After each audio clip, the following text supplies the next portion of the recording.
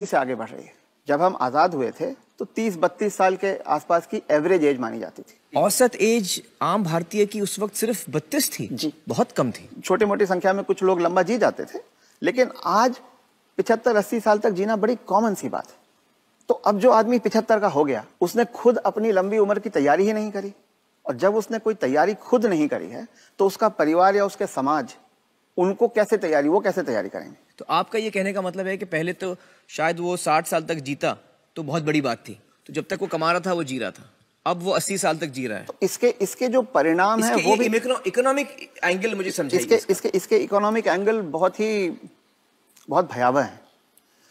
आज हिंदुस्तान में 60 साल की उम्र में आपने एक आदमी को रिटायर कर दिया। आदमी को अगर 80 साल तक जीना है तो 20 साल के लिए उसको अपना इंतजाम करना है। उसकी पत्नी 10 साल छोटी है तो 30 साल के लिए पत्नी के लिए इंतजाम करना है। औरतें आमतौर पे 5 से 7 साल ज्यादा जीती हैं, तो 35 साल के लिए उसे अपनी पत्नी के लिए फाइनेंशियल इंतजाम करना है और 20 साल के लिए खुद के लिए इंतजाम करना है। आज के इन्फ्लेशन में, आज की महंगाई में कितना भी पैसा आप एक जगह रख दीजिए, क्या वो 35 साल तक खींच सकता है? ये प्रैक्टिकल नहीं है। और जैसे जैसे उम्र बढ़ती जाती है उनके बच्चों की उम्र भी बढ़ रही है जी। जो आज 70-75 का होगा, बच्चे भी तो 50-55 के हो रहे होंगे। वो अपना बुढ़ापा देखेंगे, वो अपनी लड़की की शादी देखेंगे, वो अपने मकान की किस्त चुकाएंगे। तो जो पीढ़ियों के बीच की जो दूरियां हैं वो बढ़ती जाती हैं। ये इकोनॉमिक वजह से बढ़ रही है। इकोनॉमिक वजह से बढ़ रही हैं। तो अब वो जो कॉन्सेप्ट है कि 60 साल की उम्र में हम रिटायर हो जाएं, उससे बाहर निकलना होगा। जब तक शरीर साथ देता है काम करते रहना है और 2 पैसे कमाते रहना है जी। कुछ करके किसी तरह से अपनी आर्थिक स्वतंत्रता को कायम रखना चाहिए, जितने ज्यादा से ज्यादा समय तक हम रख सकते हैं। अपने आप को वोकल रखना भी बहुत ज्यादा जरूरी है। अगर मेरी परवाह मेरे परिवार वाले नहीं कर रहे हैं और अगर अड़ोसी पड़ोसी इस बात को जान जाएं, तो कोई भी बुजुर्ग कभी भी किसी परेशानी का सामना नहीं करता।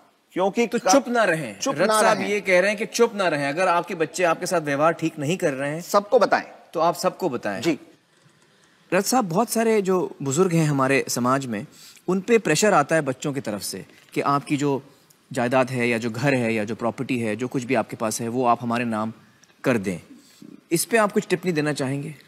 पहला ये कि किसी भी हालत में आपके पास जो भी धन संपदा है, जो भी आपके पास आर्थिक साधन है, वो जब तक आप और आपकी पत्नी जीवित हैं किसी और के हाथ नहीं जाना चाहिए। कितना भी प्यार करते हो, किसी के नाम पे नहीं जाना किसी चाहिए। बच्चे, किसी बहू, किसी पोते, किसी के नाम पे ना जाए, कितना भी आप प्यार करते हो। क्योंकि जब तक अगली पीढ़ी को पिछली पीढ़ी का सामान कुछ मिलता नहीं है, तब तक वो उनकी इज्जत करते रहते हैं।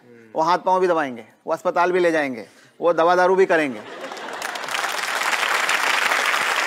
और वो ही माँ बाप सबसे ज्यादा सफर करते हैं जो अपने प्यार के कारण उमड़ते चले जाते हैं।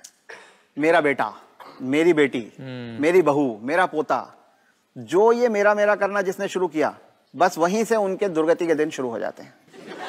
इसलिए सबको ये ध्यान रखना चाहिए कि कुछ भी हो जाए, कोई प्रलोभन आए, कोई इमोशनल ब्लैकमेल हो, कुछ हो, उन्हें अपने पास अपनी चीज को रखना चाहिए। अपने बच्चों से शेयर करें तो अपनी मन की खुशी को शेयर करें, अपने पैसे को शेयर ना करें।